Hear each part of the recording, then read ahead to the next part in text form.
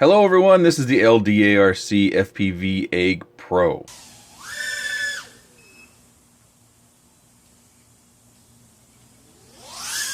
Featuring LDARC branded 1406 3600 kV motors. Comes with King Kong branded 3050 props, F4 flight controller with an OSD, 20 amp 4-in-1 ESC, generic 600 TV line CCD camera, 16 channel 25 milliwatt to 100 milliwatt VTX. You have to solder a jumper to get 100 milliwatt. It does look to be 138 millimeters. Bottom plate does appear to be 4 millimeters. The aluminum pod is 3.5 millimeters wide. It weighs 135 grams. It comes with a Tattoo 3S 850 milliamp battery, 10 sets of extra props. You get some extra tape for your motor wires, some zip ties, and a couple of rubber bands for holding your battery. It also comes with a lunchbox style carrying case where you can put the FPV EGG Pro inside with props on. You also have a number of little compartments over here where you can store batteries or other types of things that you might need to take to the field for your flying fun. And a pretty well done manual.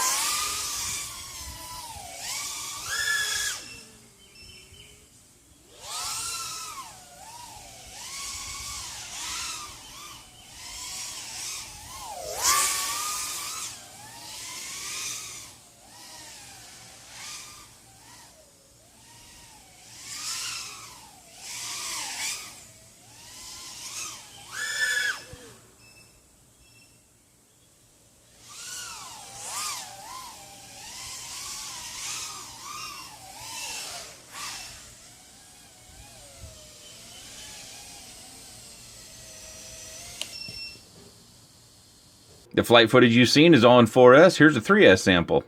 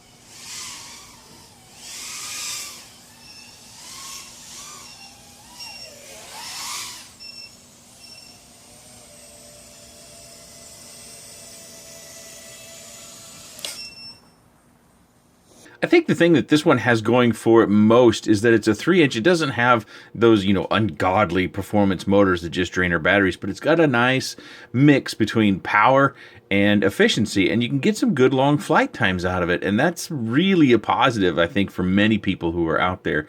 So if you're looking at a 3-inch and you want something that, I think this will also be durable and it'll give you some pretty good flight times, this would be a pretty good candidate. A few features to point out. I did say in the quick roll how you had to solder a jumper on the VTX. That is in the instructions, but you have to do it to the other side. I kind of showed you this side, but you have to just snip this zip tie that holds everything in place, flip it over, and then solder that jumper. Also, this board at the bottom here with these little, what look like solder pads, that looks like a PDB, but it's not conductive, so I don't know why they've included that. Maybe it's protection. You remember when we had the Emax Baby Hawk, and if that ESC got down too far, that we ended up with short, and I think a lot of people ended up with burned out ESCs. That should not happen. From my testing and doing some just quick hits with the voltage meter, this plate does not seem to be conducting anything. So even if your battery strap comes undone, which I'm not a fan of this, if it comes busted or something like that and your ESC happens to touch, it shouldn't short out the ESC, and I think that's a good point. I think this unibody design that they have should be pretty strong. The only area of concern that I have are the little thin areas that we have here on the sides. I don't know how much pressure is actually put on that area when you have a motor strike or an arm strike. I've crashed this thing a number of times, and really the only damage to speak of, I actually didn't even go through any props. These props hold up really well. I just bent them back into shape and kept flying. A little piece of grass there. But I lost the screw, and I mentioned this in the video that I just posted the other day when I did a quick preview of everything. I did find one in my bin. These screws are 2.5 millimeters. They're not 2 millimeters. They're not 3 millimeters as far as the screw thickness. So if you do happen to lose one, you can get some stock ones. You can, if you've got a kit already, no big deal. But if you need to replace some of them, you can get some off of eBay. I do suggest putting some blue tack on these before we go out and fly. That will help to make sure that this doesn't happen to you. They've got some nice touches. We've got some edging here in the plate. We've also got our camera tilt. And you can see on mine, I'm not quite at my normal angle. And I kind of did that intentionally because these 3 inches are getting so fast that if I just try to go all out, I end up spending so much more time crashing. So I was trying to pull off a few additional flights and have some additional fun. So I dropped my camera angle somewhere around 5 to 7 degrees. So I think, I didn't measure this one, I think this is coming in around 43, possibly 44, right about there. It might be straight up 45, but so I did drop my camera angle just a little bit. And I have been flying this with the X-Lite as well as doing part of my preparation for that review. And you can see here I've put in a FR Sky, kind of an aftermarket one you can get off of Banggood. It has that bind button down in there. And I wanted to test the X-Lite against this as well. Something I didn't mention in the quick roll, we do have a buzzer. I failed to show you that. Nice and loud. Everything's fine there. And then we also have the LEDs here out back. That's, if you need that sort of thing, it's here. I think if you were to lose this, that might be a little bit of a challenge replacing that LED, because you can see in the pod it's kind of recessed, so it's going to have to fit right in there. And then we've got our zip tie that mounts to our antenna to keep it out of harm's way. It wraps around that LED plate, so that should be fine all in well. I did find to change your camera angle, you pretty much had to loosen all the screws all the way around, at least on one side, in order to be able to change our camera angle. It really seems to lock in there pretty well. I don't see a mechanism for that locking. I just think it's squeezing, if you can see it right down in there. I think that is touching. So you have to decrease the pressure on that as well as the sides of the camera in order to get the camera angle to change for us there. One other thing you might notice about mine, see this right here? That is a zip tie that holds the wires together. I found that the wires would come loose, and my concern, although this didn't happen, I thought it was probably likely to happen, that one of these would get a little bit out here and a prop were to catch it on its way by and end up in a catastrophe. Also in the flight footage, you may have noticed that maybe I wasn't flying quite like you expected. And the reason behind that is I didn't notice it initially, but this doesn't come with motor stop on. Typically on all the quads, I turn on motor stop, and I also turn on motor braking. Because I fly under canopy for the most part, and I'm around so many trees, I need to be able to get down quicker maybe than you might need to in a bigger open space. And so motor stop and motor braking really helps to do that.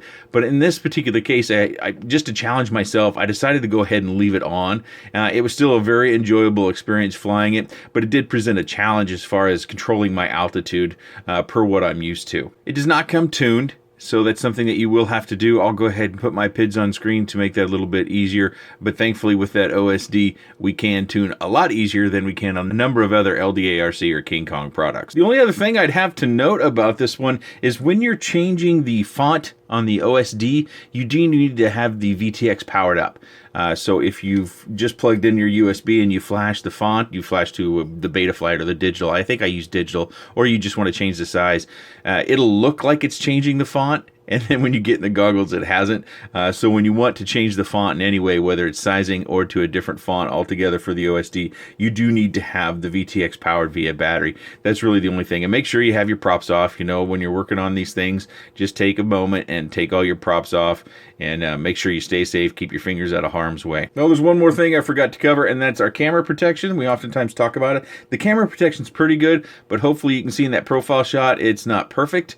Our camera lens does stick out. I think if you dropped the camera, you might be fine because you have kind of motors in your way. But if you center something here with this pod design, it really doesn't matter depending upon how big or small it is. If it gets between here, you're probably going to end up with some camera damage. Thankfully, I didn't center any trees with this, and so my camera's just fine. But it is worth noting that your camera lens does stick out there just a bit. So while not perfect, it's pretty good, but it could be better if this had just been shifted a slight bit, or the rounding of this canopy or curve were to be just a little bit different in order to allow our camera lens to be fully protected. So overall, I was real happy with this. I think it's a good performer. I'm glad to see King Kong / LDARC come out with a product that has an OSD. That's a step up. They're still using the old VTX they've been using for eons and eons. I think the configuration and the flight characteristics of this is fine, and I think it's a lot of fun. I know I've heard from a couple of you already from my last video that you have one of these and you're enjoying it quite a bit. This one came from GearBust. There's a link down in the description below if you're interested in checking it out further. At the time of this recording, I do see that it comes in at $195.55. That US dollars, of course. You never know about the pricing. They go up or down. So if you're interested in something like this, I would suggest clicking that link and then seeing what the price is now. There could be a coupon as well that you could take advantage of to decrease that price further. It is nice that it comes with a 3S battery. 3S on a 3-inch really isn't my style, but I'm sure many of you would enjoy that flight and it would just be perfectly fine. Or if you've got a big stockpile of 3S batteries, you can have a lot of good fun with something like this. That's all I have to say about the FlyEgg Pro from GearBest. If you have any comments, questions, suggestions, or otherwise, please leave those in that section down below. I appreciate your time, and thanks for watching.